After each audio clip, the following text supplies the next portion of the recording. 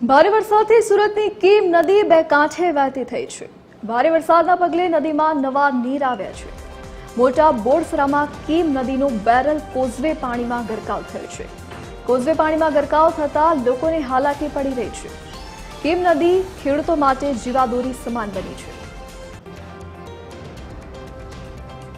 વધુ જાણકારી સાથે સંવાદદાતા મુકેશ રાજપૂત આપણી સાથે લાઈવ જોડાઈ ગયા છે। જે મુકેશ, સુરતમાં હાલ વરસાદની શું સ્થિતિ જોવા મળી રહી છે?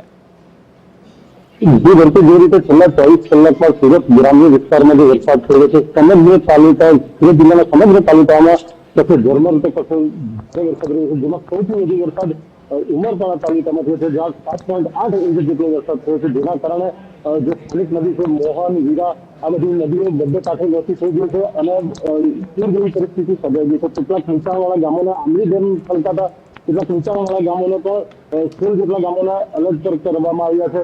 સાથે જ વાત કરીએ તો અન્ય નદીઓ જે સુરત જિલ્લામાંથી પસાર થાય છે, પૂર્ણા, મીંઢોળા, કીમ, તમામ નદીઓ સુરત જિલ્લાની બંને કાંઠે વહેતી થઈ ગઈ છે અને પૂર જેવી પરિસ્થિતિને ઉદ્ભવી થઈ છે। સાથે જ જે અત્યારે હવામાન વિભાગ દ્વારા જે આગાહી કરવામાં આવી હતી કે રેડ એલર્ટ આપવામાં આવ્યું છે, તેવી પરિસ્થિતિ જોતા અત્યારે બપોરના સમયે પણ વાતાવરણ વરસાદ ઝરમર ચાલુ થઈ ગયો છે અને કાળા ડિબાંગ વાદળો છવાઈ ગયા છે, એવું જ લાગી રહ્યું છે કે જાણે સાંજ પડી ગઈ હોય।